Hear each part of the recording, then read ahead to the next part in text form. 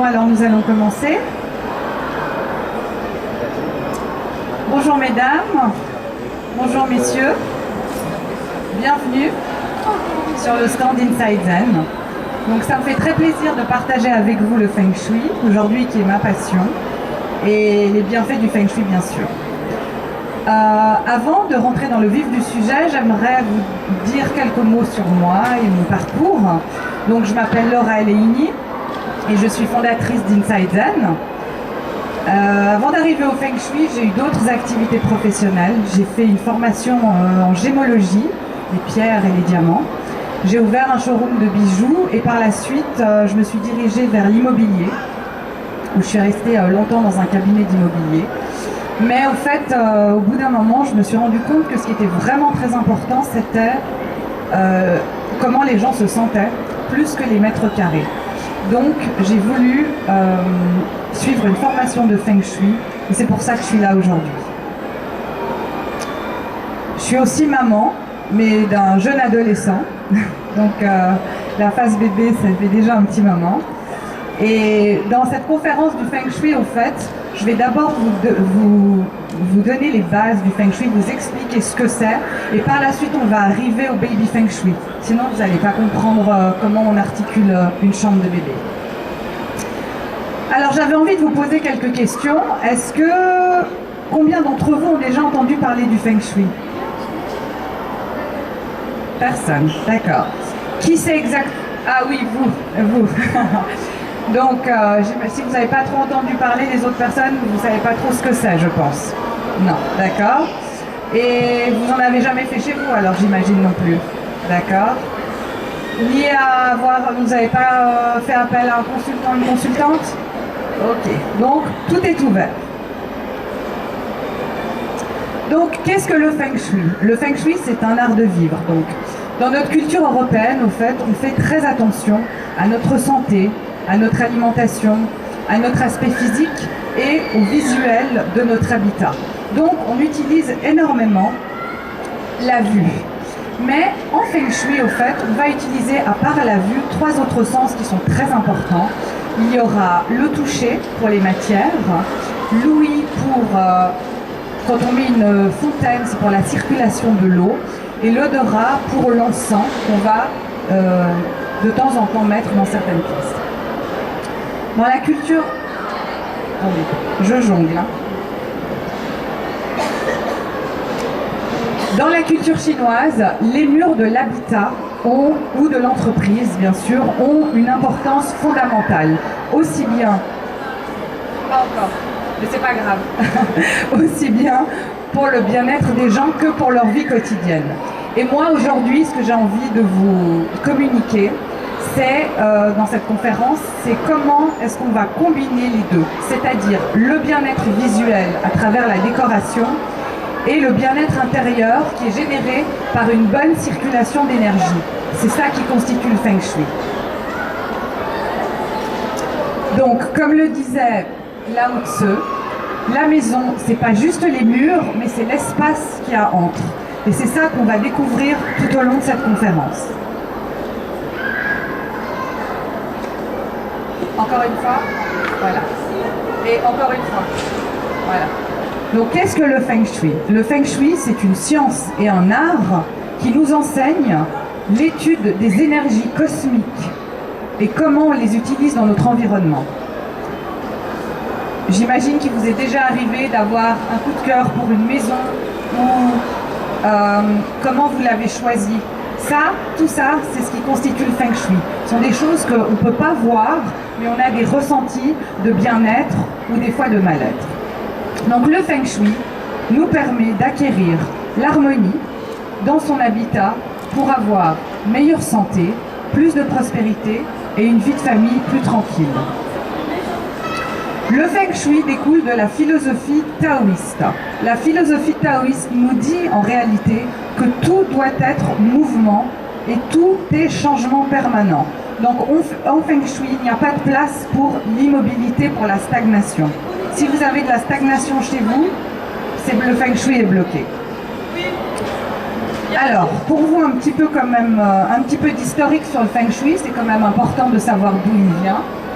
Donc, ça va pour l'instant. Le Feng Shui, au fait, ses origines. Littéralement, Feng Shui veut dire vent et eau. Donc, le Feng Shui vient de Chine. C'est une ancienne sagesse chinoise d'environ de plus de 4000 ans. Dans la culture chinoise, le vent et l'eau signifient la bonne santé. Donc, est associé à la bonne santé. Donc, le Feng Shui, quel est-il? Une ancienne méthode de construction et d'optimisation d'espace pour apporter la joie, l'abondance et l'harmonie. C'était ça le but du Feng Shui. Et à l'époque, traditionnellement, dans la cour impériale de Chine, le Feng Shui était gardé comme un grand secret. Il ne devait absolument pas sortir de la cour impériale. Parce que les maîtres Feng Shui en avaient l'interdiction. Le Feng Shui était tellement puissant que s'il était divulgué à l'extérieur de la cour de Chine, il aurait pu être dévastateur s'il se retrouvait entre les mains des ennemis. Donc, il fallait vraiment le garder bien secret. Alors, vous allez me dire pourquoi le Feng Shui? Ben moi, je vais vous dire que le Feng Shui, le but, c'est d'équilibrer les énergies d'un lieu de vie pour améliorer le bien-être de ses occupants. Alors oui, d'accord, le bien-être, mais en Feng Shui, le bien-être, il est réparti en 4 domaines. Et ces 4 domaines, on va toujours les retrouver. C'est la santé, l'amour, la carrière et l'harmonie générale. Et ça, cela constitue vraiment une base qui va nous donner les directions favorables de chaque personne par la suite. Alors, les 3 piliers du Feng Shui. Le Feng Shui se repose sur le Qi, le Yin, le Yang et les 5 éléments. Donc là, est-ce que vous avez déjà entendu parler du mot Qi? Vous savez ce que veut dire le mot Qi? Non. Alors le Qi, c'est une énergie invisible qui circule et pénètre partout. Elle doit absolument être fluide et ne pas être stagnante et doit pouvoir se déplacer de façon très très très légère.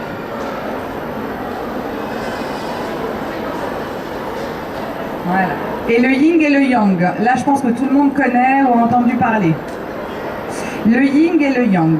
Le yin, donc le yin c'est l'énergie féminine. Yin veut dire l'ombre, l'énergie apaisante. C'est la gentillesse, la nuit, l'intériorité, la féminité. Nous les femmes, nous sommes yin. Notre opposé, le yang, la lumière, l'énergie dynamisante, l'homme, le masculin, la chaleur. Ces deux... Attendez une seconde. Ces deux parties sont complémentaires. Et c'est ce que nous allons retrouver dans un habitat. Donc le yin et le yang ne peuvent pas se dissocier. Ils doivent vraiment se retrouver en équilibre pour avoir une bonne fluidité d'énergie dans un habitat. Le 3e pilier aussi, c'est les 5 éléments. Donc, dans notre culture occidentale, nous connaissons les 4 éléments qui sont l'eau, la terre, l'air et le feu. Mais en Feng Shui, au fait, en tradition orientale, nous avons 5 éléments de la nature. Donc, il y en a un de plus qui est le bois. Et celui qui a été remplacé, c'est l'air qui a été remplacé par le métal. Donc, quel est le but en Feng Shui par rapport aux 5 éléments? On va retranscrire les 5 éléments de la nature au sein d'un habitat pour avoir une bonne harmonisation. Et on le fait à travers les formes, les couleurs et les matériaux. L'eau, par exemple, symbolise la carrière et le travail. Le bois va se refléter sous la forme de la croissance et de la santé. Le feu sera la reconnaissance et la réputation. La terre, la connaissance et l'association. Et le métal, entre autres, la créativité et la communication. Alors tout ça, ça paraît beaucoup d'informations, mais vous allez voir comment ça va s'articuler tout à l'heure pour la chambre de bébé.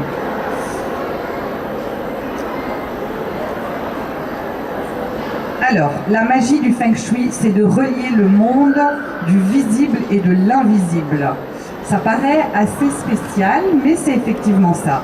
Donc, qu'est-ce que je veux dire par là? Je veux dire qu'en fait, il s'agit d'apporter un changement de disposition, de forme, de matière dans un habitat pour que ce changement ait des répercussions sur les habitants.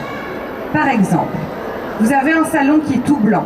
Le blanc, c'est sympa, c'est moderne, c'est design, c'est tendance, c'est actuel. Ok, mais je vous promets que si vous êtes que dans un salon tout blanc, vous n'allez pas vous sentir bien. Vous allez pas avoir cet effet d'avoir envie d'un petit peu de vous détendre. Parce que le blanc est une couleur yang. Le blanc a un impact dynamisant. Donc, il va falloir mettre du yin pour trouver l'équilibre.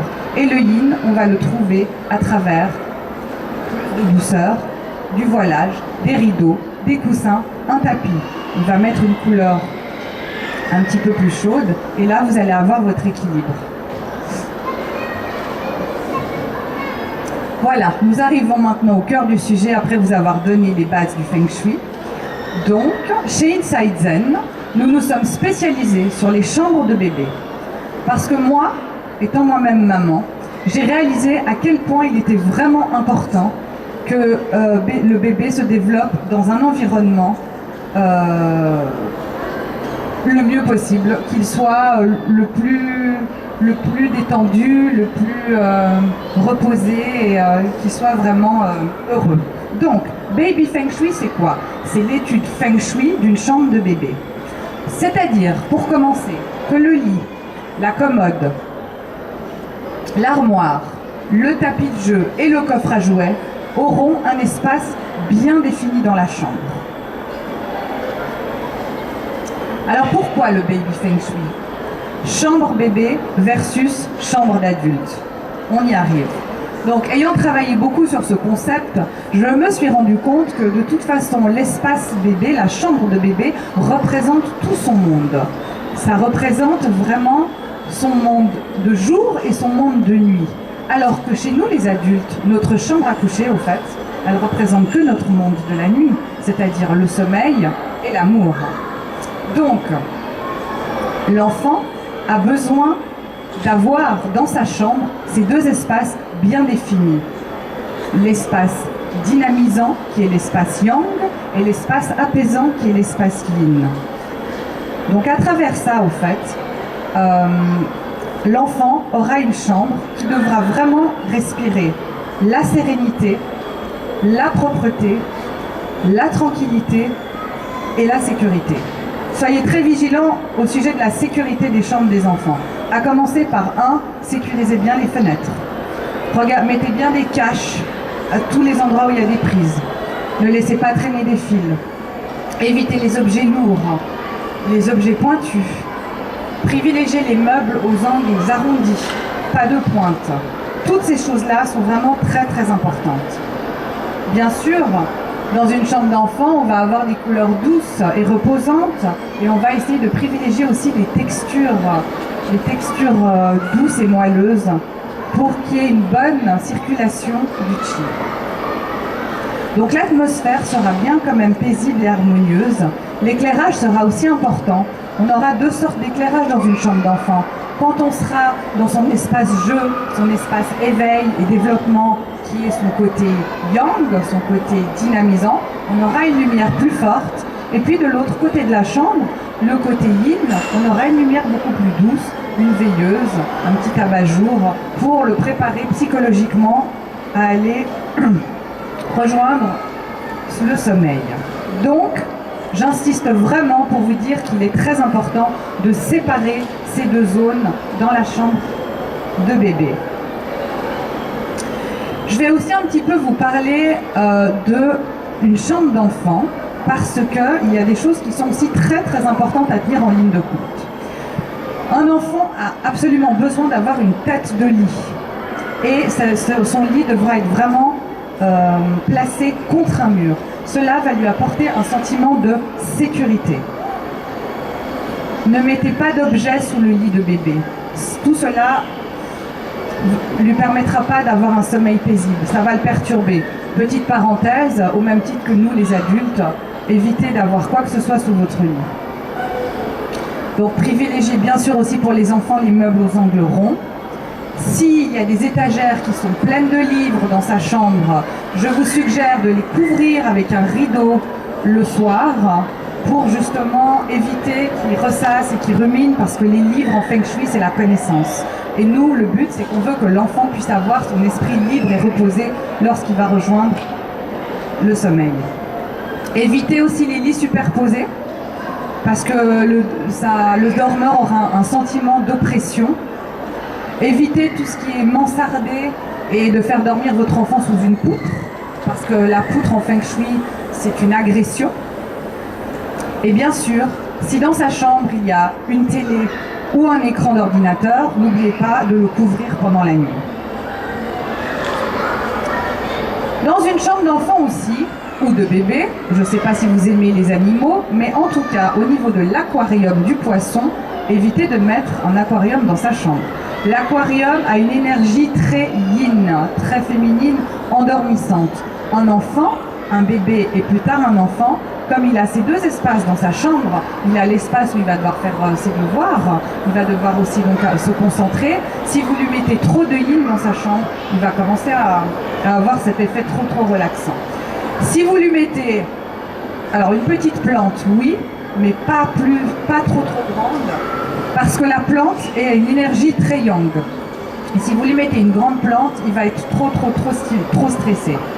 Surtout, évitez aussi de mettre, s'il vous plaît, un miroir en face du lit, parce que le miroir crée des causes d'insomnie. Et alors, petit conseil, comme tout à l'heure, mettez une petite lampe près de son chevet pour stimuler la lecture et un réveil à pile. Évitez tout ce qui est avec les ondes, tout ce qui est électronique. Bannissez le plus possible.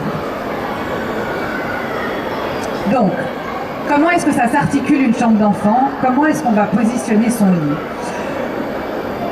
Exclusivité au nouveau-né, on va se baser sur sa date de naissance. Je vais faire un calcul suite à sa date de naissance qui va me donner son élément, donc un des 5 éléments de la nature.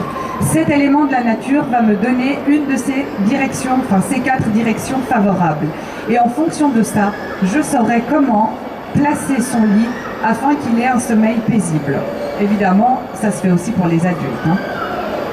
Ça nous donnera également aussi le meilleur emplacement pour son coin éveil, son coin jeu, pour favoriser sa mobilité et ses apprentissages. À l'arrivée d'un deuxième enfant, souvent les parents ont envie de mettre les 2 enfants dans la même chambre. Alors oui, c'est tout à fait possible. Donc on va faire la même chose, on va prendre la date de naissance du deuxième enfant et on va calculer ses directions favorables, et en fonction de ça, on aura le choix. Soit on mettra les 2 enfants dans l'espace yin, l'espace nuit apaisant, et au milieu on mettra le côté jeu, soit on va prendre les 2 directions favorables des enfants, et là on pourra savoir exactement où placer leur lit.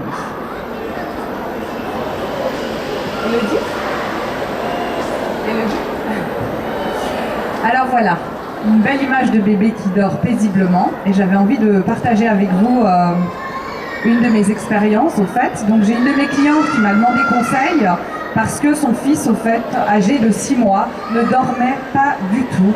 Il ne voulait pas entendre parler de sa chambre, il ne voulait pas entendre parler de son lit, et il se trouvait à passer toutes ses nuits dans la chambre de ses parents et dans leur lit. Et dès qu'elle essayait de le mettre dans son propre lit, il hurlait. Elle était vraiment très désespérée.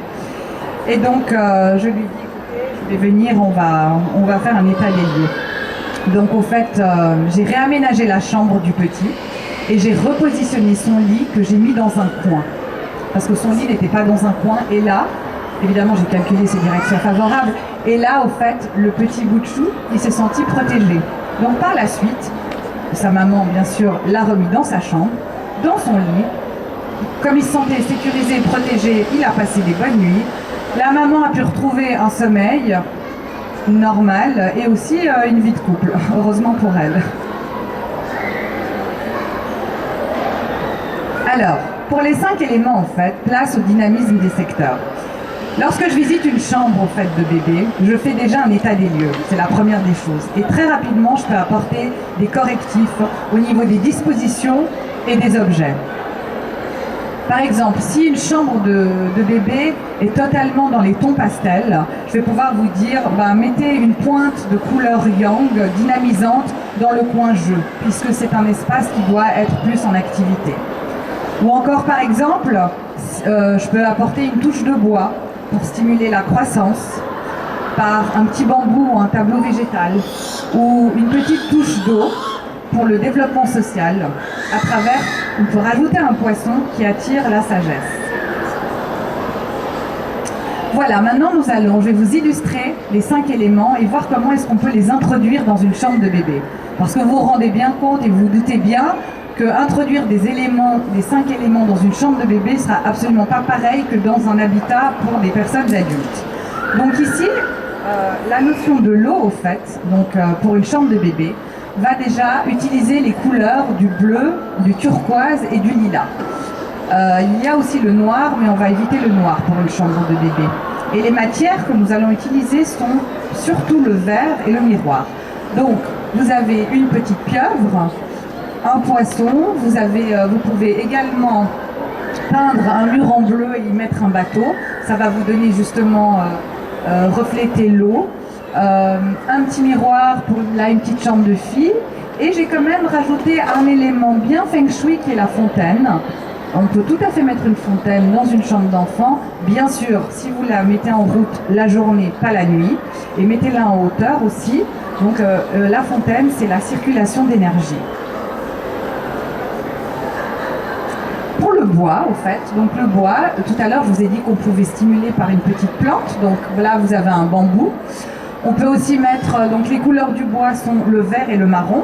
Donc des exemples, des stickers ou des petits cadres avec un arbre, des petits animaux.